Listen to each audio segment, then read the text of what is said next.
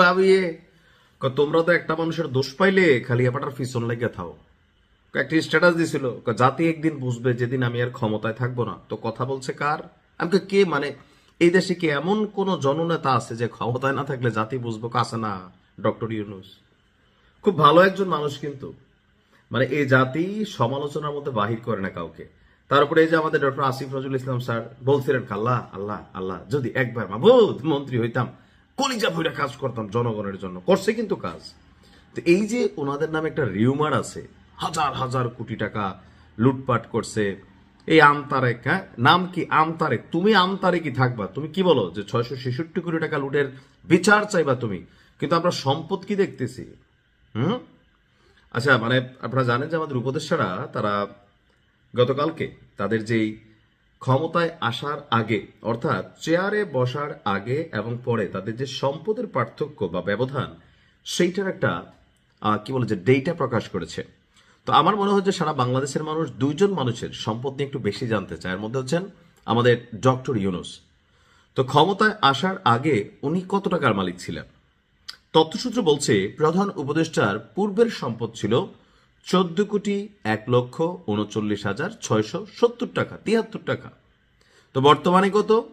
15,62,44,065 টাকা। তাহলে টাকাটা আসলে এখানে কত বাড়ছে দেখেন, মাত্র 1,61,05,000 টাকা। 1,61,05,000 যোগ বিয়োগ করে নিয়েন।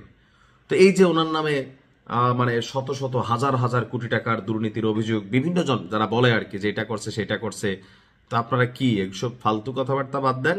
ডক্টর ইউনূস তিনি নোবেল প্রাপ্ত, নোবেল মানে মহান। উনি এরকম আকাম কুকাম করবে এটা আমারও আসলে বিশ্বাস হয় না। হ্যাটার্সদের মুখে একরাশ ওয়াক থুইং। আচ্ছা, তো আইন উপদেষ্টা ডক্টর আসিফ নজরুল কলিজা দিয়ে কাজ করছেন মানুষের জন্য। তিনি বলছেন যে এত কাজ করছেন 53 বছরে এরকম কাজ হয় নাই। এখন ওনার বিরুদ্ধে সাংবাদিক ইলিয়াস থেকে শুরু করে অনেকেই যারা বৈশা আছেন যে ক্ষমতা থেকে খালি এই সেনাবাহিনী সরে যাক, পুলিশ সরে যাক, রাস্তায় দৌড়াইয়া দৌড়াইয়া বলে কি করবে? কত বড় চিন্তা করেন। আমরা নিমক হারাম জাতি। দেখেন স্যারের সম্পদ, শিক্ষক মানুষ, কটা টাকা বাড়ছে? আমি যদি কোনো টাকাই বাড়ি নাই।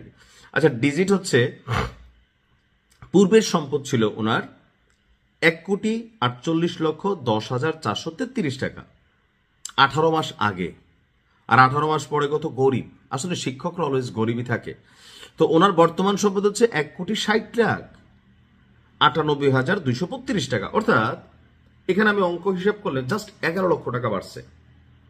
তো এখন কিভাবে 11 লক্ষ বাড়লো অনেকে প্রশ্ন করবে। দেখেন ভাই, রাষ্ট্রীয় এই চেয়ারগুলোতে বেতন ভাতা আছে।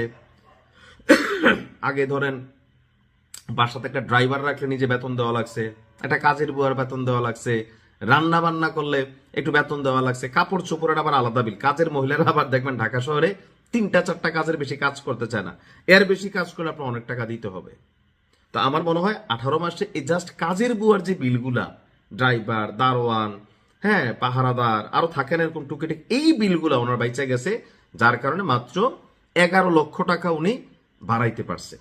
তাহলে এই যে আমরা শুনি যে আসিফ নজরুল স্যার নাকি হাজার হাজার কোটি টাকা দুর্নীতি করছে, ভাবা যায় সাংবাদিক ইলিয়াসের মতন একজন চরিত্র, হ্যাঁ তিনিও এসে এই যে বললেন শত শত 500 হাজার কোটি অস্ট্রেলিয়া, সিঙ্গাপুর, কানাডা, তার মানে সবই গুজব। মানুষের জন্য কাজ করছে, হৃদয় দিয়া কলিজা দিয়ে কাজ করছে। মনে রাখবে মানুষ, ইলিয়াস মনে করছে যে আমাদের আসিফ স্যার ক্ষমতা থেকে সরে গেলে ওনার রাস্তায় দৌড়াবে। এই জাতি এত নিমক হারাম না। আমি বিশ্বাস করি এমন কোনো কিছুই ঘটবে না। শিক্ষকের প্রতি আমাদের শ্রদ্ধা আছে। ডক্টর ইউনূস তিনিও শিক্ষক ছিলেন, যোগ্য গুরুর যোগ্য উত্তরসূরি। এরকম ভাবে হালকা হালকা যদি বাড়ে বাংলাদেশ উন্নত হবে। 18 মাসে কি উন্নতি কম হয়েছে?